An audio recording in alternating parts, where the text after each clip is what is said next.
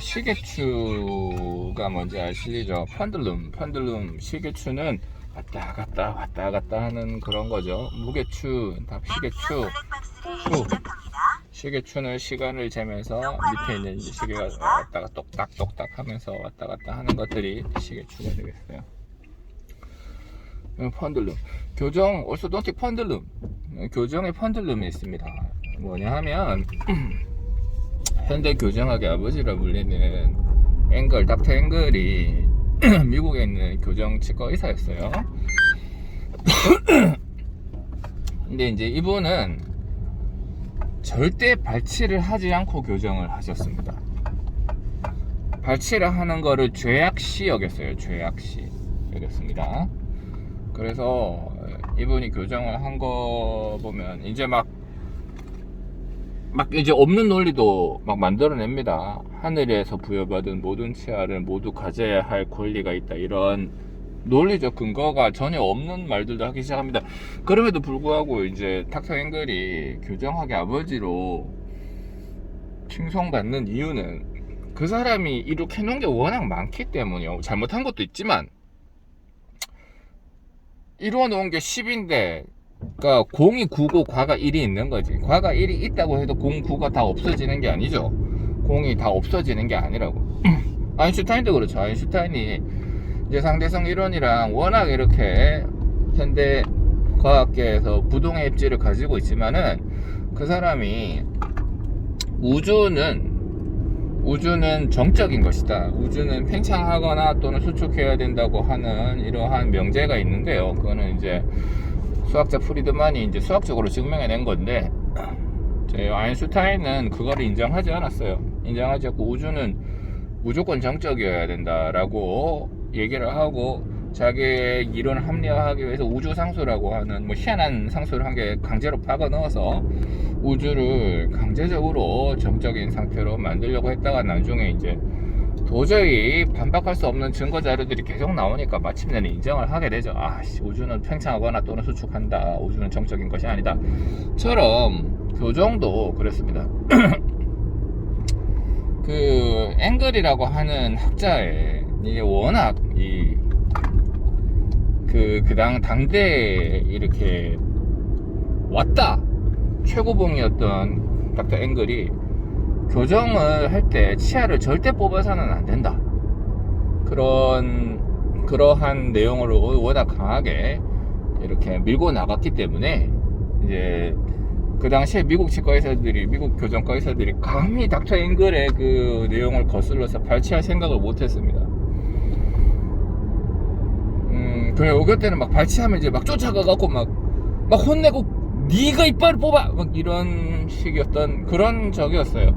서양인들은 사실은 비발치가 유리합니다. 서양인들 같으면 그래도 돼요. 서양인들은 70%는 비발치가 유리한 교정을 합니다. 그리고 나머지 30% 정도가 발치에 유리한 그러한 상황이에요. 한국은 정반대입니다. 한국은 70%가 발치입니다. 동양인들은 30%가 비발치의 영역에 있는 거예요. 여튼 그래서 그 시기에 이제 난세는 영웅을 부르는 법.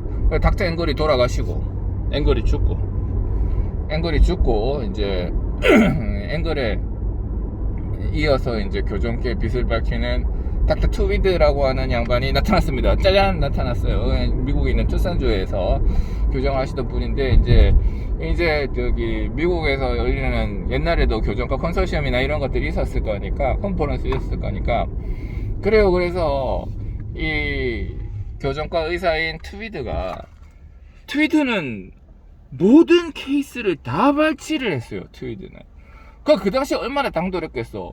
앵글이 지배하고 있던 세계인데 거기서 트위드라고 하는 양반이 나타나가지고 전부 다 발치를 한단 말이야. 그 발치하면 나쁜 놈이었던 시기였단 말이죠. 근데 발치를 합니다. 그래서 이제 트위드가 그 당시에 뭐 없잖아요. 지금처럼 디지털이 있나, 뭐 엑스레이 파노라마 뭐 이런 걸 들고 갈 수도 없고, 그래서 이렇게 자기가 발치 교정을 해서 치료를 했는 것들을 전부 다 석고 캐스트로 만들어서, 모형으로 만들어서, 그래서 마차에다가 그거를 끌고 다닥다닥다닥 하면서 갔겠지. 그래서 교정 컨퍼런스에서 자기가 교정했는 발치 교정했는 케이스를 쭉 깔아버립니다. 잘했으니 할 말은 없는데 미국에 있는 교정과에 굉장히 커다란 충격을 던진 거예요. 굉장히 커다란 충격을 던지면서 그때 이후로 트위드 학파, 그 트위드의 그거를 따라서 전부 다 발치로 바뀝니다. 전부 다. 그 다음부터 모든 케이스들을 전부 다 발치를 해서 교정을 하는 거예요. 모든 케이스들을 전부 다. 서양인들은 비발치 교정이 유리합니다. 70%의 경우에 비발치가 유리하고 30%의 경우에만 발치가 유리한데, 그런데 이런 거예요. 앵글이 발치 교정을 해야 하는 사람인데도 어거지로 계속 비발치로 교정을 하고, 야, 앵글 선생님 이거는 교정 발치를 해야 되지 않을까요? 하면 앵글이 맞을래? 이런 식으로 하니까 감히 발치를 못한 거죠. 그래, 앵글의 제자들 중에 그런 루머가 있었어요. 그 이름은 잘 기억 안 나. 브로드밴트였나? 하여튼 그 사람 이 클리닉에서 발치 교정을 했다. 이제 앵글은 이제 돌아가시고 없죠. 그 제자 중에 한 명이 발치 교정했대. 그쪽에서 학교 학장이니까 뭐라 대놓고 얘기하면 뭐하지만 이제 수근수근 하는 거예요. 앵글 선생님의 제자인 그분이 발치를 했대. 뭐 이렇게 수근수근 뭐 그런 얘기가 있었습니다. 브로드밴트가 맞을 거예요. 있었습니다. 예, 뭐 그래요. 그래서 앵글이 너무 발치를 못하게 해놓으니까 트위드라고 하는 사람이 나타나서 모든 케이스를 다 발치로 해야 된다. 근데 그게 먹혔던 이유는 뭘까요? 모든 케이스를 다 발치를 해야 되지 않음에도 불구하고 모든 케이스를 다 발치를 해야 된다고 하는 그런 내용이 먹혔던 근본적인 이유는요,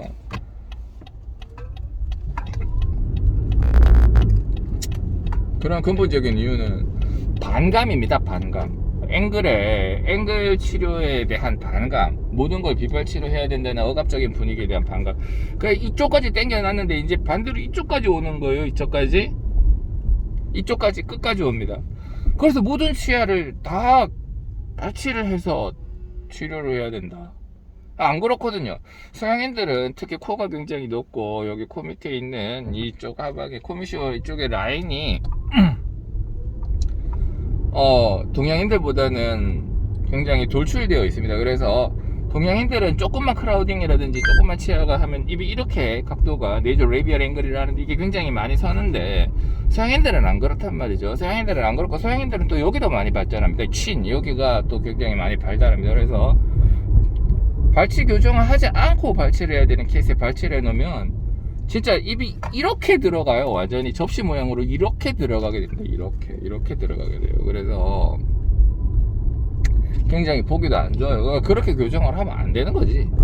그렇게 교정을 하면 안 되는데 이제 그 앵글에 대한 반감으로 그렇게 교정을 했었습니다. 그래서 트위드 시대 때 전부 다 발치. 그래 계속 발치 교정을 해보니까 안 맞거든. 이걸 발치를 한다고? 아니다. 이거 발치 교정하면 안 된다. 그렇게 됩니다. 어릴 땐 잘 모르죠. 이제 성인들이 점점 돼가지고 점점 나이가 들면서 연조직과 본이 발육을 하고 나면 입이 쑥 들어가서 입이 완전 막 합족해질 정도로 들어가는 거라 그렇게 됩니다. 그게 안 되죠. 그렇습니다. 그래서 맞지 않는 거를 강하게 우기면 그 역작용이 나와요. 그래, 그 역작용이 나와서 이게 이렇게 갔으면 여기서 스톱해야 돼. 가운데가 맞다고 치면 이렇게 갔으면 여기서 스톱해야 돼. 근데 이까지 간단 말이죠. 오히려 반대. 우리나라가 딱 그 꼴입니다. 지금 여자들 그러면은 국민들 정서가 어때요? 여자들의 페미니스트 그러면 국민 정서가 아주 안 좋죠. 아주 전부 다 앞에서 대놓고 얘기는 안 하지만 뒤에서는 전부 다 욕하고 있습니다. 그래요. 노조는 어떻습니까? 노조 좋아하시는 분들 있어요? 아무도 없죠. 뭐 노조에 포함되어 있는 사람, 자기들도 자기들의 입지가 가고 싫어할 거야. 자기들 뒤에서 수고수고 낸다는 거 왜 몰라 그 사람들이. 그런 소리를 계속 들어가면서 좋다고 난 노조 한 게 너무 자랑스럽고 영광되고 뭐 그런 생각할까 봐요. 그냥 하는 거지. 그렇습니다. 자, 그런데 노조는 처음에는 좋은 의도로 생긴 게 맞아요. 왜냐하면 노사에서 사측이 노축을 너무 이게 우리나라 개발도상기 때 직업이 없고 일자리가 없을 때는 상대적으로 수요 공급이 있기 때문에 사측이 절대적인 갑이었다고. 그래서 그러니까 노측에게 불합리한 요구를 많이 했었던 것도 사실이에요. 그러니까 그런 것들에 대해서는 거기에 대해서 저항하려고 좋은 의도로 나왔던 게 노조지만은 이걸로 가지 않고 이렇게 가버렸죠. 노조가 노축의 권익뿐만 아니라 자기들의 사익도 챙기는 거죠. 그렇게 해서 매번 그러니까는 누가 좋아해? 아무도 안 좋아합니다. 근무하는 같이 근로자들 입장에서도 노조가 안 좋죠. 마찬가지. 여자들도 성평등 이러면서 이쪽에 있던 걸 일로 갖다 놔야 되는데 완전히 이쪽으로 당겨버린 거예요. 누가 좋아해? 아무도 안 좋아하죠. 그래요. 이렇게 돼서 다시 일로 가는데 요새는 여자들에 대한 반감 심리가 어마어마합니다. 저도 그랬고요. 말을 안 해서 그렇지 맘충 이러면 사람들이 치를 떱니다. 진짜로 치를 떨고 그래요. 개념 없다. 뭐 김치년 이런 얘기가 그냥 나오는 얘기가 아니죠. 이제 여자들에 대한 반감이 이제 극한으로 치닫다 보니까 이제 치닫으니까 이렇게 나오는 거예요. 세계적으로도 지금 반페미니즘 서적이라든지 이런 것들이 옛날 페미니스트가 한창 난리를 치던 4, 5년 전에 비해서 지금 반페미니즘주의로 많이 가고 있죠. 자, 모든 게 가운데가 맞는 선이면 이렇게 갔다가 이렇게 간 거예요. 이게 돼야 되는데 비발치를 너무 강조하니까 발치가 너무 강조돼 버리는 상황이 자꾸 생겨요. 자, 그런 것들 때문에 우리가 모든 사회적인 현상은 자, 좌파라고 하는 말이 싫습니까? 어떤 하나의 현상을 두고 우파적인 시각으로 해석, 좌파적인 시각으로 해석하는 게 모두 필요합니다.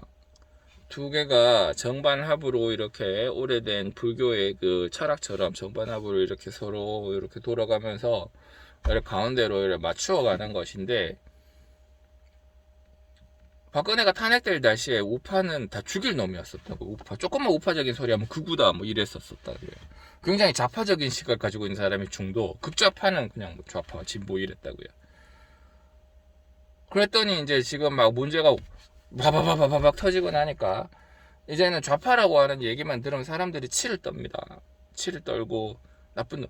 좌파의 개념이 나쁜 게 아니에요. 그러니까 그 사람들이 말하는 극좌 말고 중도에서 이쪽에 있는 시각이 필요해요. 그래야 이쪽에 있는 걸 견제하고 이쪽에 있는 시각이 필요해요. 그게 이쪽에 그러니까 두 개가 왔다 갔다 하면서 해야 되는데 문제는 이게 너무 크다고. 진폭이 너무 커서 그 가운데서 사람들이 고통받죠. 왜냐하면 진실이 아닌 내용들에 많이 현혹이 되기 때문입니다. 발췌하지 않아야 될 케이스를 발췌해버리고 발췌해야 될 케이스를 하지 않고 어거지로 진행하고 이렇게 사람들이 너무 피해를 보기 때문이죠.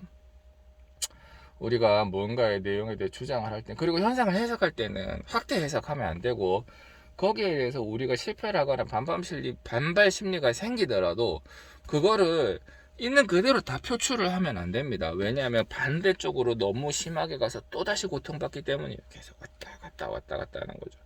여기 진폭을 완전히 없앨 수는 없지만 그게 필요 최소한이었으면 좋겠다 이런 생각을 하는 겁니다. 지금은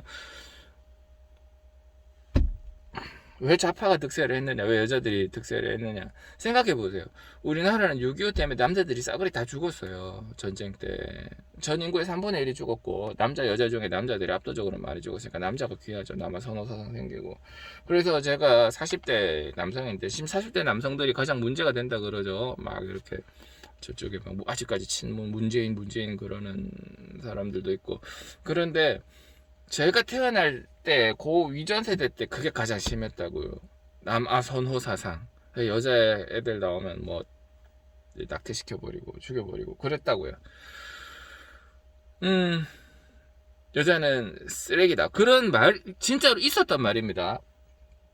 제 당시에.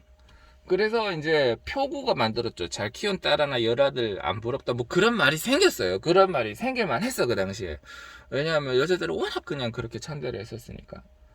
그래요. 그렇게 되면 이게 일로 간 거지, 일로. 제일 처음에 6.25 때문에 남자들이 싸그리 죽어서 남자들이 엄청 귀해졌고, 그래서 남자들이 너무 귀한 시대를 강조하다 보니까 그 반작용이 생기는 겁니다. 다시 일로 오는 거예요.